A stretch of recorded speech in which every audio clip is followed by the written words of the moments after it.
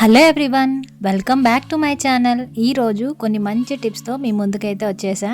అందులో ఫస్ట్ వచ్చేసి ఈ మిక్సీకి వెనకాల బాగా గారబట్టేసి బ్లేడ్ తిరగడానికి కొంచెం కష్టంగా ఉందన్నమాట.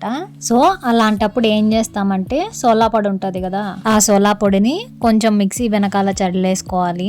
ఇలా సోలా పొడి అంతా వేసిన తర్వాత మనందరి ఇళ్లలో వెనిగర్ అయితే ఖచ్చితంగా ఉంటుంది. వెనిగర్ అనేది నేను క్లీనింగ్ పర్పస్ కి మాత్రమే యూజ్ చేస్తాను. ఇప్పుడు ఆ వెనిగర్ ని కొద్దిగా వేసుకోవాలి. ఒకటేసారి వేసామంటే రియాక్షన్ అవుతుంది కదా, పైకి మొత్తం పొంగేస్తుంది అనమాట. ఒక 2-3 minutes కి ఆ పొంగు అనేది కొంచెం తగ్గిపోతుంది.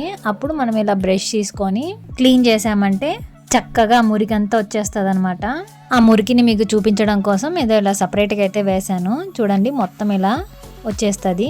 ఇప్పుడు మనకు బ్లేడ్లు అనేటివి చాలా చక్కగా తిరుగుతాయి, పట్టేసుకోకుండా అయితే ఉంటాయి అనమాట.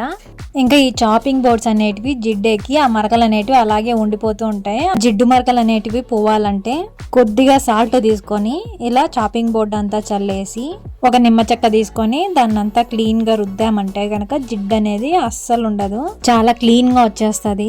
ఏమే గాని ఉండదు అనమాట. లిక్విడ్ తో కంటే దీంతోనే చాలా బాగా అయితే క్లీన్ అవుతుంది. ఇంకా ఈ థర్డ్ టిప్ అయితే అందరికి చాలా బాగా వర్కౌట్ అవుతుంది. ఇంట్లో చీమలు అనేటివి ఎక్కువగా వస్తూ ఉంటాయి, కిచెన్ లో కానివ్వండి, వాకిట్ దగ్గర కానివ్వండి. అలా చీమల బడద ఎక్కువగా ఉన్నప్పుడు ఇలా నిమ్మ చెక్క తీసుకొని ఆ నిమ్మరసం అనేది అక్కడ గన పిండామంటే గనక చీమలు అనేటివి ఆ దరిదాపుల్లోకి రావన్నమాట. ఇంట్లో దోమలు అనేటివి ఎక్కువగా ఉన్నప్పుడు ఇలా నిమ్మ చెక్కలు అలాగే లవంగాలు ఈ రెండు తీసుకొని ఇలా నిమ్మ చెక్కకి గన లవంగాలు చెక్కి పెట్టామంటే దోమలు అనేటివి ఆ వాసనకి రావన్నమాట. ఇప్పటి వరకు చెప్పిన టిప్స్ లో మీకు ఏ టిప్ అన్నా నచ్చినట్లయితే కామెంట్ చేయండి. అలాగే like, share and subscribe for more videos.